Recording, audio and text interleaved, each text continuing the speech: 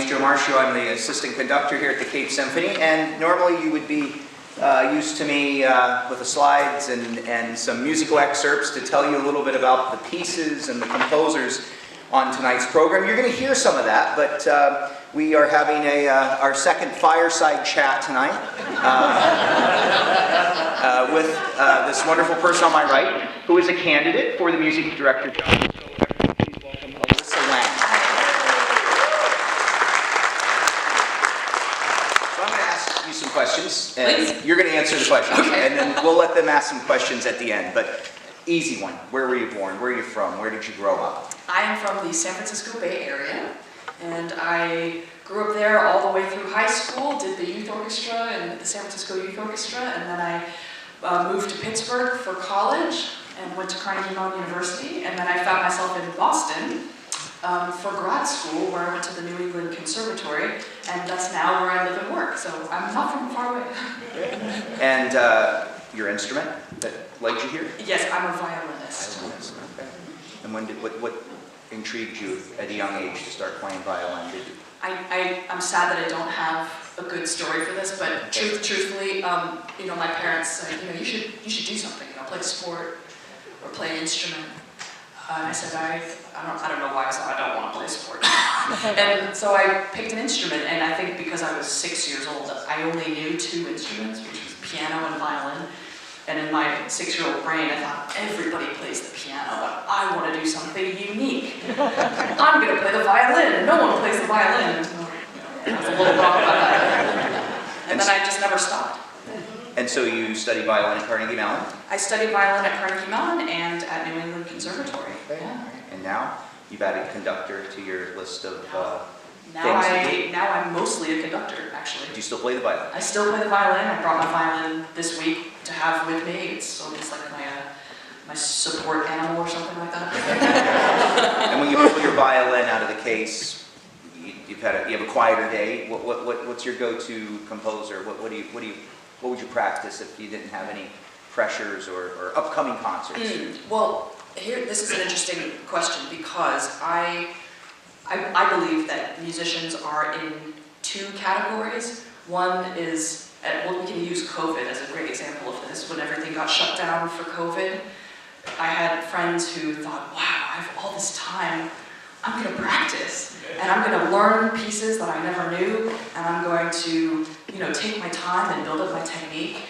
And then you had people in a second category who said, I don't have any concerts, I don't have anything to look forward to, so there's no reason for me to play. And unfortunately, I was in the second category.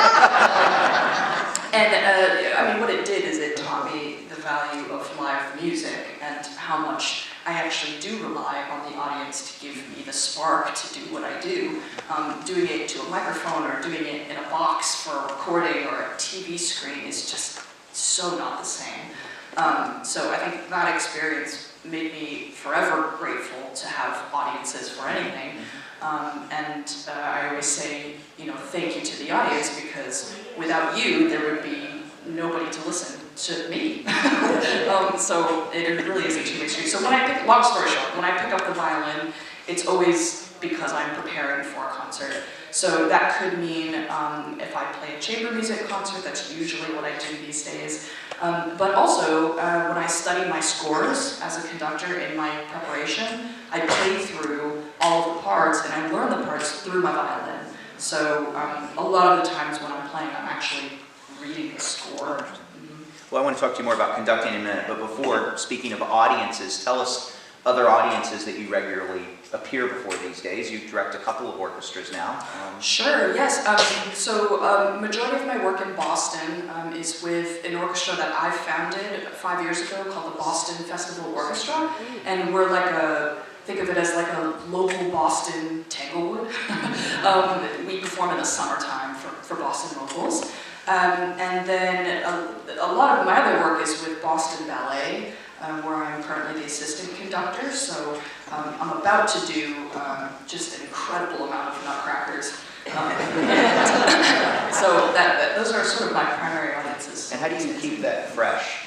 The same piece? How many the times? Nutcracker? Yeah, how many times do you think is it? Well, it's easily my most performed piece right. now. Right. I've probably conducted the Nutcracker 45, 50 times now, which is nothing compared to some people in the orchestra who have done them like almost 1,000 times. Wow. No exaggeration, seriously.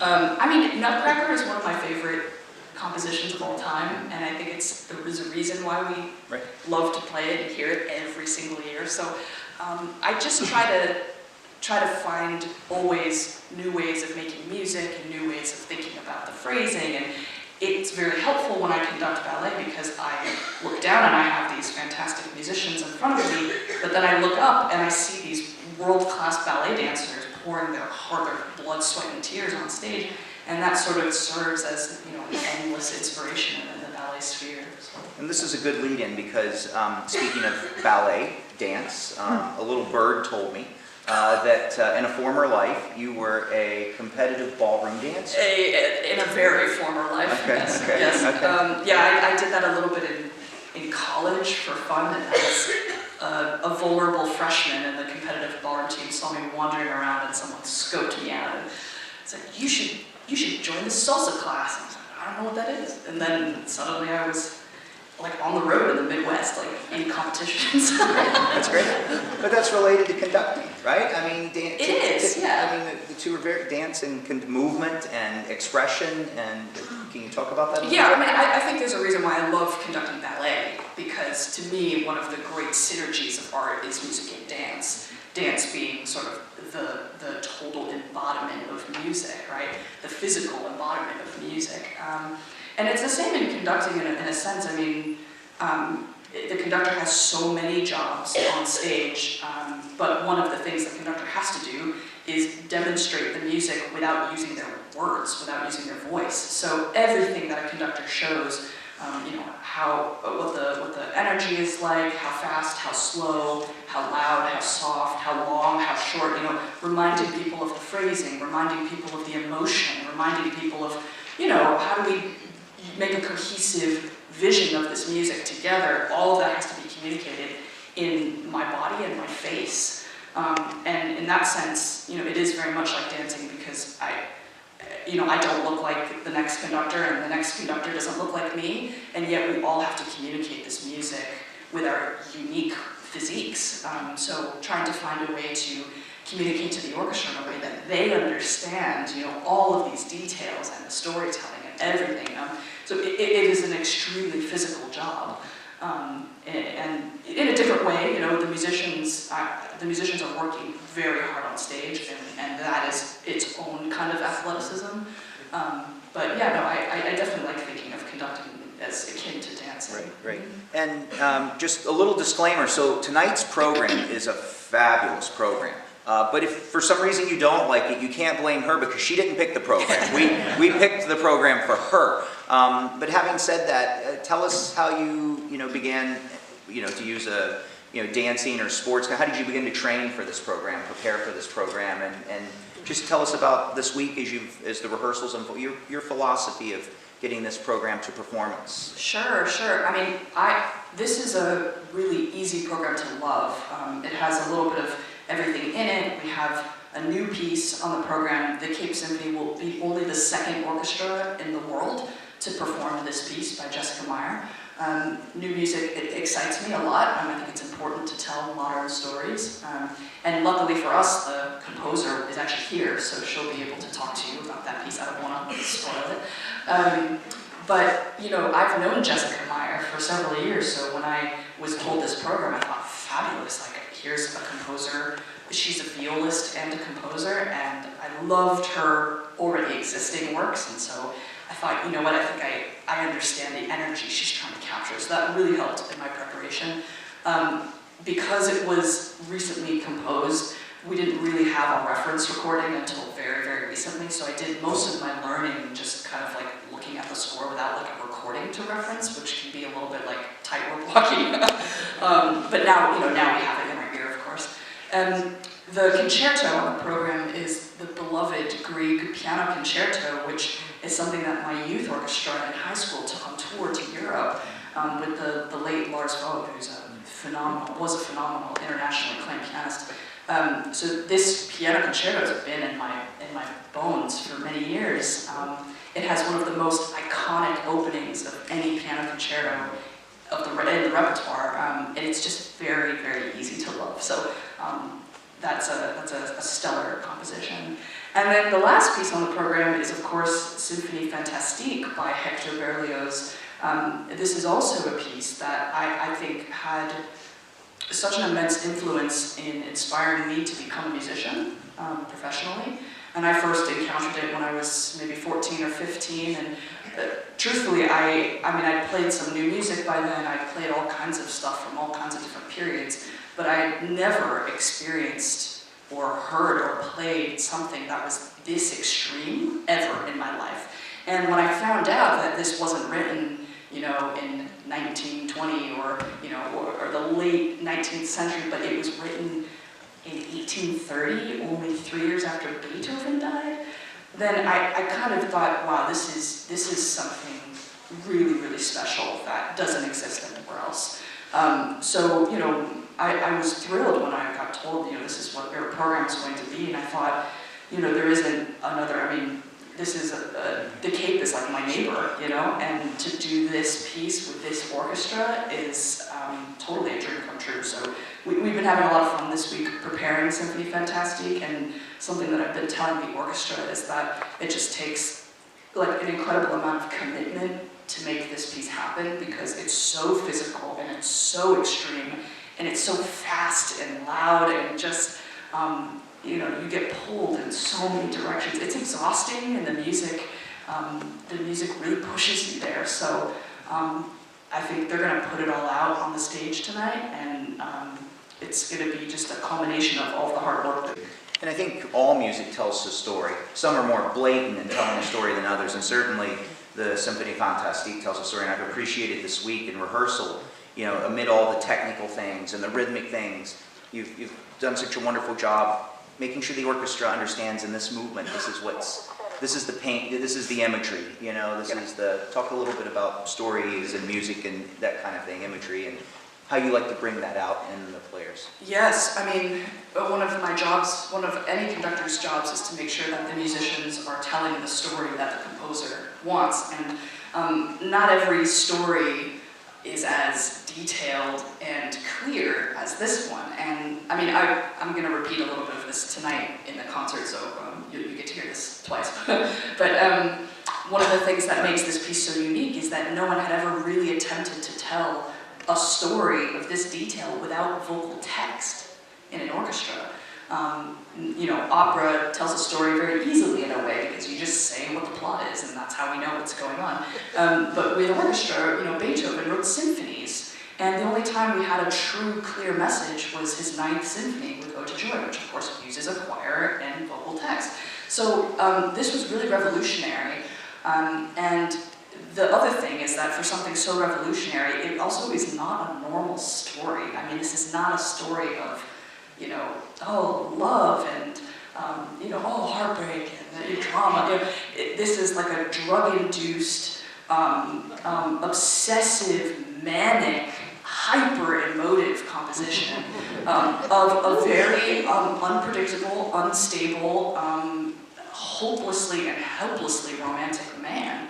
And the fact that he told us what the story was, so there's no illusion. Like, we know he wrote it in the score. This is what the story is. And when you read it, you just kind of scratch your head going, really, man?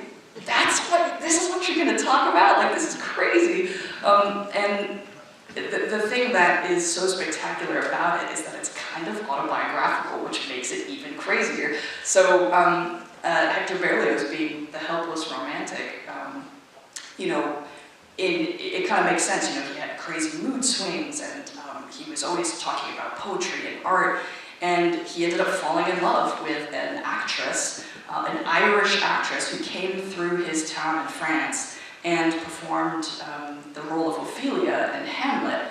And without understanding any English, he basically decided that he was in love with this woman and wanted to marry her, and nothing in the universe would stop him from this. So without ever having met her, here's just a short list of some of the things that he did. He sent her flowers, he wrote her letters on like a weekly basis, he rented an apartment near her apartment so he could watch her go in and out of her apartment. And then, of course, he wrote Symphony Fantastique for her. So if you're a woman, receiving these things from a stranger, it's quite alarming, of course. And when you learn of the story of Symphony Fantastique, even more alarming. And the story goes like this. In the first movement, an artist, let's say Berlioz, because let's be honest, that's who this artist is. And so the artist sees a woman, falls in love with her, sounds kind of familiar, becomes obsessed with her. And the first movement is just him falling head over heels. That's it. It's like 12 minutes of just passion and romantic fervor. The second movement, they meet at a ball and they have a dance. And this is the most positive part of the whole symphony, where things are going right. In the third movement, he thinks maybe there's a chance that my love is going to be requited and that she'll reciprocate. And there are these beautiful calls across the mountaintop, which he illustrates with an offstage oboe. So the oboe player, actually, you'll see her, she walks off stage at the end of the second movement to go backstage. And there's this beautiful duet between the English horn and the oboe. And it's him and her having a conversation across the mountaintops. It's beautiful. And then after they have this conversation, he starts thinking, maybe this is real. What if this is real? What does that mean? And he starts spiraling and thinking about all of the different things that could happen, and maybe this is heartbreak, and what if there's another man, and it's jealousy and envy. And at the end of the third movement, he calls to her again, and there's no answer. And what the sad part of that is that instead of the oboe, we hear the timpanis playing, almost like thunder, but it's really a representation of his anger that she does not reciprocate his love. It's really, it gives me like goosebumps whenever I listen to it, because it's truly haunting. And then, this is where things get really off the rails. In the fourth movement, this artist decides that he cannot handle this rejection, and he tries to take a lethal dose of opium, which is a substance that Berlioz himself was very guilty of using. And it doesn't kill him, instead it gives him these hallucinogenic visions. And the vision is of him killing her. So this is the march to the scaffold, where he's basically being executed for her murder. So the fourth movement is this kind of disturbingly jubilant march. And at the end of the fourth movement, you hear a big chop, which is his head getting chopped off, and then you hear 4 bounces as his head rolls down the stairs. So now he's dead. And any lesser composer probably would have stopped there. But Berlioz was not a lesser composer, and he had more to say. So there's a fifth movement, right? So at this point in time, most symphonies are 4 movements long. And now suddenly there's a fifth movement. And what we see in this fifth movement is basically a depiction of hell. And there's monsters and witches and all kind of manner of demonic creatures that are taunting him after he's died. And who does he see coming into the fray but his beloved, who's now like a witch kind of figure. And we'll demonstrate this on stage, but there's a melody that ties every single movement together, which is her melody. It's like the melody that represents their love, and it's her melody. And you'll get to hear it before we play it. But when she returns as this grotesque witchly figure taunting him in hell, the melody has been transformed into this grotesque kind of dance.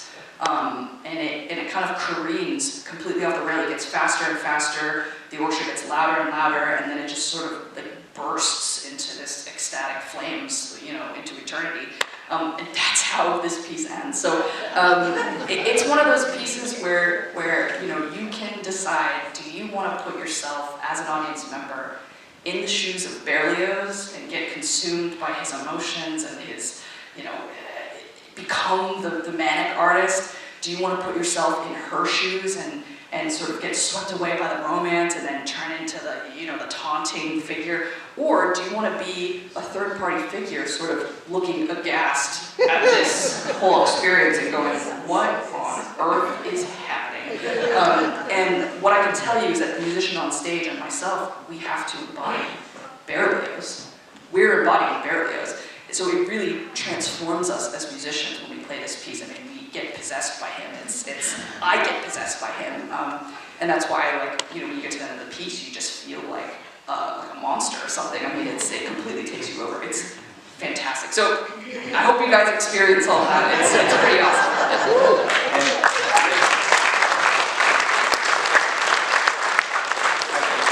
I've had a lot of fun with Alyssa this week because so much, I mean, she pointed out to you certain instruments are depicting certain things, and near the start of the fifth movement is this church bell that chimes, and I guess that's sort of the moment of his funeral, right? Is it evoking sort of the funeral moment? It's like the traditional, he calls it the peal of death. Like if somebody in the village at that time were to die, they have like the church bell signaling it. That's kind of so some orchestras have these giant, they look like cathedral bells, and we weren't able to attain that, but we have backstage these incredibly long chimes.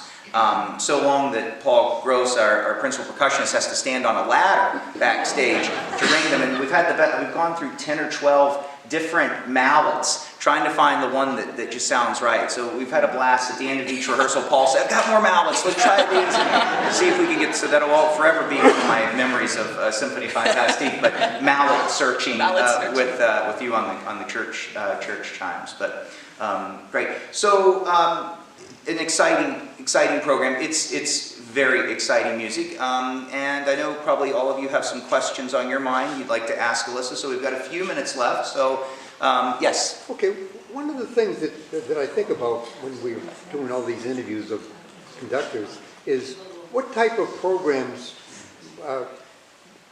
do you favor? In other words, what type of elements would be in the ideal program going forward? Yeah. Repeat that so everyone can hear. So he's asking Alyssa about if she, I think if I get it right, if she were picking programs, what kind of repertoire, composers, what would be your sort of philosophy of that? Yeah, totally. So, I mean, this is I could go on about this for a long time, but I'll keep short.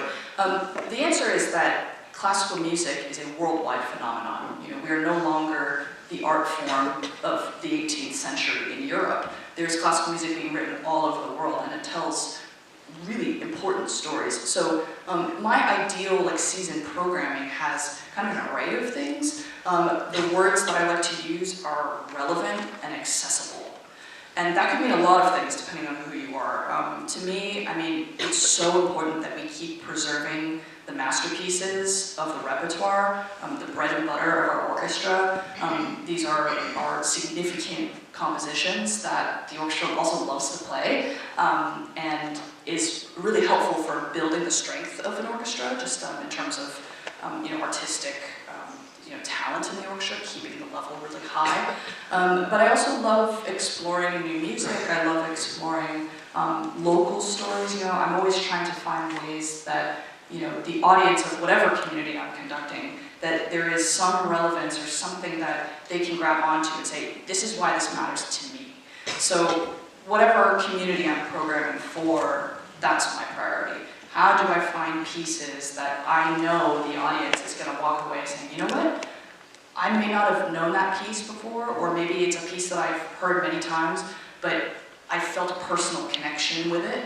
That's going to be something that is unforgettable. The goal is always to make the audience walk away going, I am never going to forget that concert for the rest of my life. Well said. Anybody else? Yes? Could you tell us how you approach coming into an orchestra that you don't know, especially when it's kind of a job interview at the same time? So his question is, how she's a conductor, but she's never conducted the Cape Symphony, and she shows up, and how does she approach working with a stage full of musicians that you've never worked with before? Yeah, from a technical perspective, every orchestra kind of responds differently to a conductor. So I basically have three tools. I have my body, I have my face, and I have the baton. And I use those combinations to try to communicate everything, but every orchestra kind of like the timing at which they react to that can sometimes change. So the first rehearsal to me is like the most important touch point between the orchestra and the conductor, because it's the moment where they learn about how I look and how I communicate, and it's when I learn how they react to me. And everything's sort of unknown until that first rehearsal. So at the first rehearsal, I'm sensing things like, where do they respond to my beat, you know? Some orchestras respond really late, and some orchestras are right on the money, and it's helpful for me to know, you know, are there certain people in the orchestra who are looking at me for certain things, you know, looking for certain cues or certain information. So I'm just amassing an incredible amount of information about both individuals and kind of the unit of the orchestra. And from there, I can determine, okay, you know, I'm going to put my sights on what I interpret as the best version of this orchestra, and that's going to be my goal for this week. Based on the first rehearsal, I can say, okay, I think I see where this can go in the best case scenario, and I'm going to strive for that. And then every rehearsal, the rehearsal order, the amount of time I spend on each section is determined in order to try and reach that ideal. And the thing that's incredible about this orchestra is that the progress from one rehearsal to another was almost like, I could probably say this, I think this is true, it's like the biggest jump up from one rehearsal to another that I think I've ever experienced as a conductor. So I'm thinking about the dress rehearsal we did last night, and I'm really excited for the concert, because if that was the dress rehearsal, it's just going to be another level tonight. So. Anybody else? Yes? I have a CD of the San Francisco Symphony with Michael Tilson Thomas playing this piece, and I played it to death. So my question is, I have a sense of how he did it, How do you make it different? You know, how are you going to interpret it so that it'll be different from any other conductor? Did everybody hear that?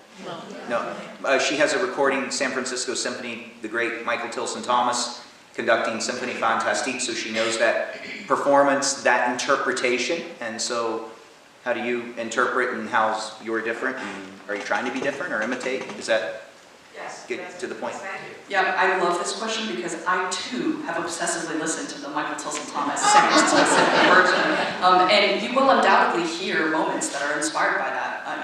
That's just what happens. I mean, it's a mixture of many things that inform my interpretation. The number one thing, of course, is the score and what the composer wants, and just my kind of immediate interpretation of what I'm seeing.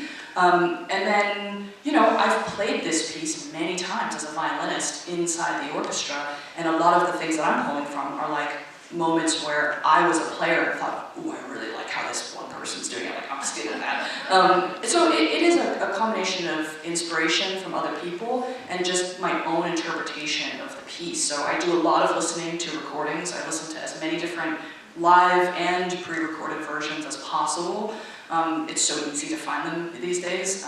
So, at the end of the day, it is going to be a unique interpretation because I'm a unique human being, and also in the heat of the performance and the concert, things end up subtly changing as well. So it's impossible to completely mimic a recording just because it's not the same conductor and it's not the same musicians in the orchestra. So trying to be unique isn't necessarily something that I worry about. I don't worry about, copying other conductors because it will inevitably be unique because of who I am.